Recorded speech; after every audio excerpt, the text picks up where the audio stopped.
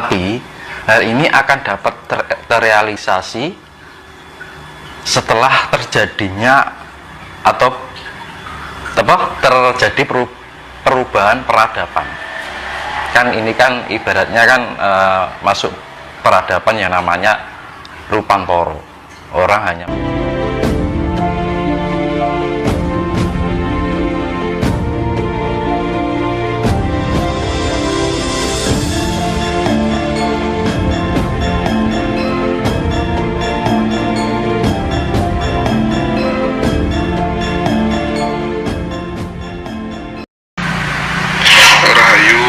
Mas Tinus. Rahayu Om Swastiastu. Ini Mas ada beberapa pertanyaan dari kawan-kawan. Ajaran nenek moyang kita, ajaran leluhur, ajaran kejawen itu, ketika kemudian semua orang berharap maka ada sebuah ajaran Nusantara gitu ya. Kira-kira penganut ajaran kejawen ini nanti ke depan bisa lebih populer sama seperti agama-agama yang mayoritas hari ini apa enggak? Menurut Mas Tinus potensi itu ada apa enggak? Kalau kemudian ada, langkah-langkah yang harus dilakukan oleh para penghayat kita manusia Jawa, orang Jawa gitu. Kira-kira langkah-langkah yang harus dilakukan apa menurut Mas Tinus? Selamat malam. Sebenarnya sudah banyak pertanda ya untuk masalah akan kembalinya ke ajaran Jawa. Ya, secara bahasa universalnya itu ajaran kembalinya ajaran budi pekerti luhur. Jadi memang seperti kebangkitan spiritual ini rata-rata kan orang yang dahulunya lebih ke fanatik ke agama cenderung lebih ke sifatnya lebih universal, jadi tidak memandang entah itu ajaran apa, bagaimana, entah ajaran dari mana. Rata-rata orang yang terbangkitkan spiritnya itu lebih memandangnya itu sifatnya lebih universal. Karena Tuhan itu tidak bisa dibeda-bedakan dengan sebuah agama. Sebenarnya kan kita semua itu adalah ciptaan Tuhan, sama-sama ciptaan Tuhan. Kita sama-sama diciptakan dari sumber yang sama, di tempat yang sama.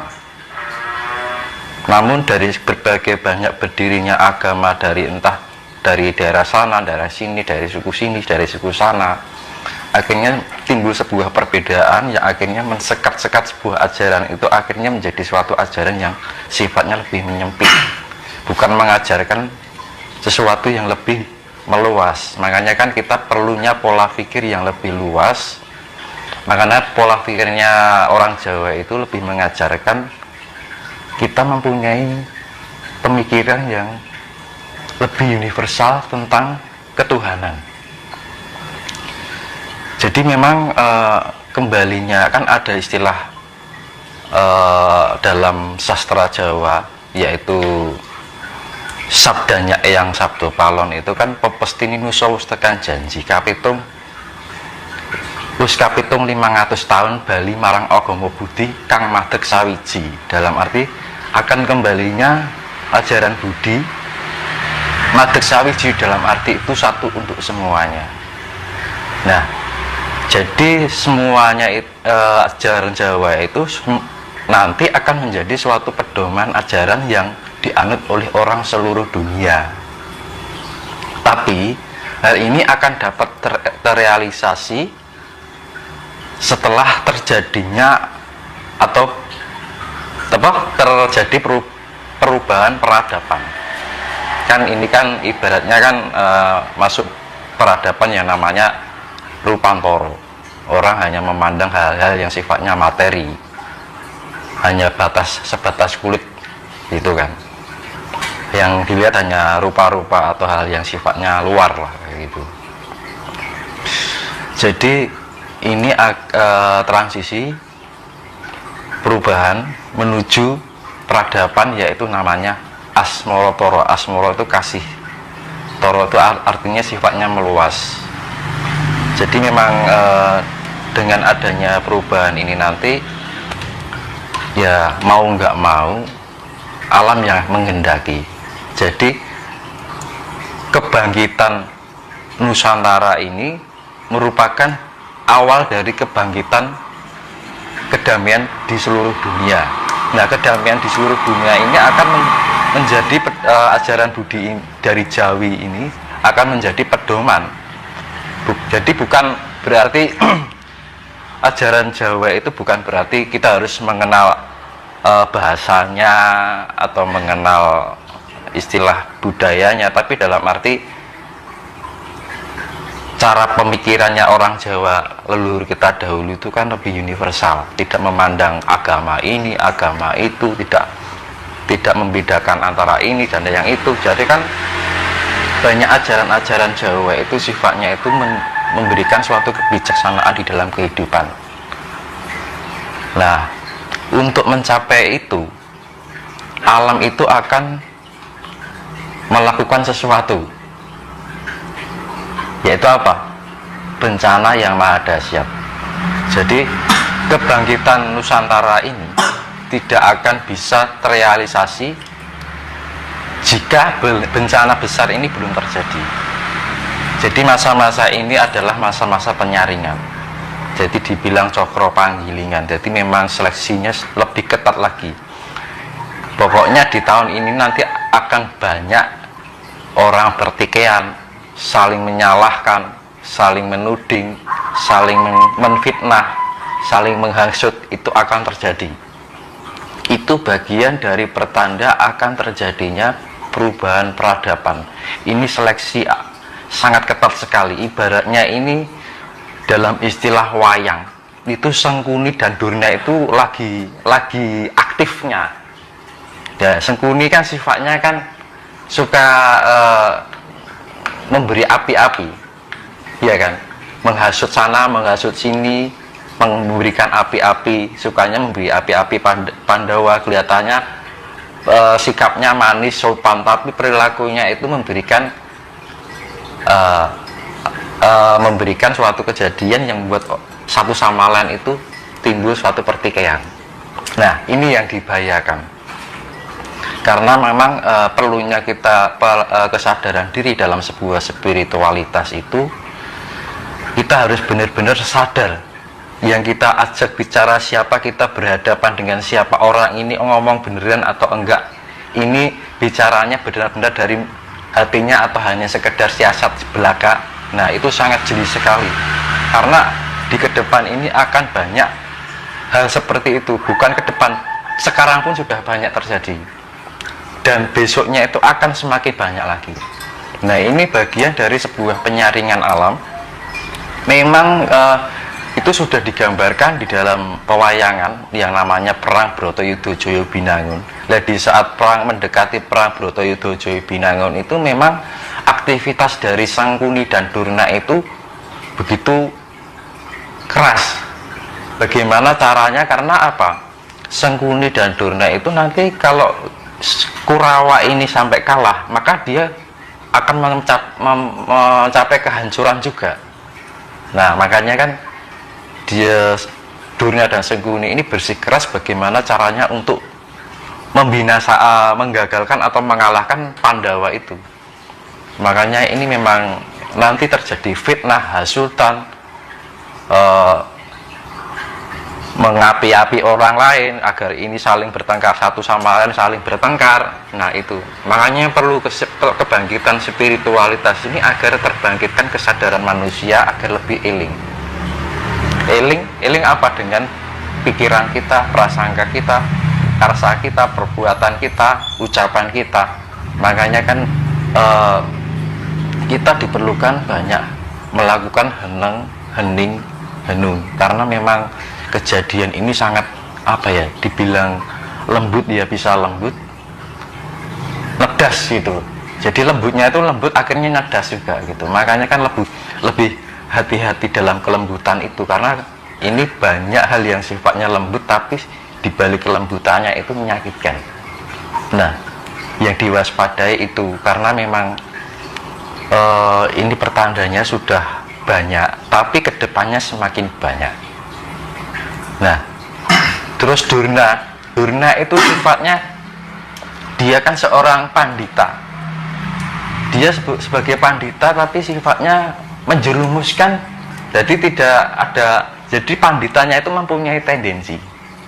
Nah, jadi Durna itu sifatnya memberikan ajaran baik, tapi di balik itu ada sesuatu yang menjerumuskan orang itu pada sesuatu yang ketidakbenaran. Akhirnya orang itu menganutnya, akhirnya terjerumus juga. Jadi makanya kan perlu kehati-hatian, kita lebih mawas, ini yang benar, mana yang benar dan mana yang tidak, kita harus benar-benar peka. Kan orang kan dari cara bicara, tingkah laku kan, kalau kita sudah mengolah spiritualitas itu memang kita bisa memilah gitu kan. Ini yang mana yang asli dan mana yang bukan, itu bisa dilihat gitu. Makanya memang jadi saya kembalikan ajaran Jawa itu memang akan dikembalikan. Makanya kan ada sastra zaman dulu yang disebutkan pasti ini nusa wis tekan janji, dalam arti sudah saatnya nusa sampai pada janji. Jadi kayak nagih janji gitu kan. Wis kapitung 500 warsa, dalam arti sudah terhitung 500 tahun. Gomo Budi bakal kembali, ya kan? Madeg sawiji, dalam arti satu untuk semuanya. Jadi nyawiji madeg itu kan berdiri, nyawiji. Jadi berdirian ajaran Budi ini akhirnya dianut oleh orang seluruh dunia. Makanya ini memang untuk menjadi hal demikian itu tidak akan terrealisasi sebelum bencana besar itu akan terjadi. Makanya yang dinamakan kejayaan Nusantara, bahkan perdamaian dunia ini tidak akan terwujud manakala bencana dunia ini belum terjadi. Maka memang harus kita benar-benar kita banyak istilahnya tirakat, ya kan, prihatin. Yang paling bagusnya itu kalau bisa jam 12 malam itu, misalkan sore udah tidur, usahakan jam 10 atau jam 11 bangun, ya kan, di atas jam 12 tengoklah ke langit, kita mohon karahayun, dalam arti keselamatan, baik buat diri kita sendiri, keluarga kita, saudara kita, biar kita diberikan pengiling-iling, biar dalam segala keadaan apapun kita diberikan keselamatan. Terus hindari sikap yang sombong diri, merasa memiliki keakuan diri, merasa benar diri, merasa suci. Hindari sifat-sifat seperti itu, karena memang banyak jebakan yang membuat kita menjadi sombong diri karena kita merasa pandai, ya kan, karena merasa kita sudah memiliki, karena kita merasa kita sudah mampu, ya kan. Nah, itu jebakan-jebakan. Makanya ketika kita menemukan sesuatu, kita memiliki sesuatu, ibarat dalam bahasa Jawa itu kabeh mung sak dermo, ya kan. Semua itu hanya sekedar titipan Tuhan. Kita tidak merasa milik apa-apa. Jadi memang jalani hidup itu ya kita mengalir aja. Apa yang Tuhan berikan yaitu, banyak dan sedikitnya yaitu. Kita jangan terlalu banyak tuntutan tentang kehidupan, jangan terlalu banyak muluk-muluk tentang harapan kehidupan. Yang utama adalah jalani kehidupan ini dengan baik, ucapan kita baik, pikiran kita baik, perasaan dan prasangka kita baik pada siapapun, ya juga pada diri kita sendiri, perilaku kita juga baik, perbuatan kita baik, maka dengan sendirinya kita akan terselamatkan, terbebaskan dari cokro panggilingan. Kudu bisa keri ono ing sak salaning untuk garu, dalam arti kudu bisa ono keri sak salaning untuk garu itu, misalkan ada garu lewat itu kita nggak kena gitu kan, nggak kena jaring ini, garu ini, makanya kan terselamatkan. Makanya kan untuk menjadi seleksi ini kan lebih banyak yang kena daripada yang enggak kan gitu. Makanya kan di tahun-tahun ini setelah suro ini seleksi alam itu akan semakin ketat. Nah, makanya itu memang untuk mengembalikan ajaran Budi yang dinamakan ajaran Jawa. Kenapa dibilang ajaran Jawa itu dibilang ajaran Budi? Karena memang ajaran Jawa itu sifatnya lebih universal, mampu menerima segala apapun ajaran itu, entah dari sana entah dari sini, sifatnya lebih fleksibel, luas gitu loh orang Jawa itu. Jadi lebih welcome dalam segala bentuk apapun, dari entah dari kesukuan, entah itu dari ajaran negara manapun. Jawa itu lebih bisa menerima, dan Jawa itu lebih mengajarkan tentang budi pekerti luhur, mengajarkan tentang sebuah keluhuran. Karena di dalam kehidupan ini tidak melulu antara benar dan salah. Ketika benar dan salah ini tidak memiliki keluhuran, maka benar dan salah itu tidak ada artinya, gitu kan. Kalau kita hanya mengejar atau berebut benar dan salah, ya kan, buat apa kan? Akhirnya jadinya pertempuran, ya kan, pertengkaran, pertikaian, ya kan. Akhirnya apa? Orang berebut salah, berebut benar, tapi di situ nggak ada keluhuran, ya sama juga bohong. Akhirnya timbul peperangan, ya kan, pertumpahan darah, gara-gara apa? Agama. Perang gara-gara agama, ya kan. Itu yang direbutkan apa? Yang direbutkan antara benar dan salah, ya kan. Nah, kalau orang Jawa kan, dalam istilah Jawa kan, etika Jawa kan, orang Jawa tidak mengenal benar atau salah. Tapi ketika orang melakukan kesalahan itu dianggap orang yang belum mengerti. Makanya dunia ini tidak butuh orang yang pandai, tidak butuh orang yang hebat. Yang dibutuhkan adalah orang yang mengerti, iya kan? Makanya itu baik dan salah jika tidak dilengkapi dengan sebuah keluhuran, sama juga bohong.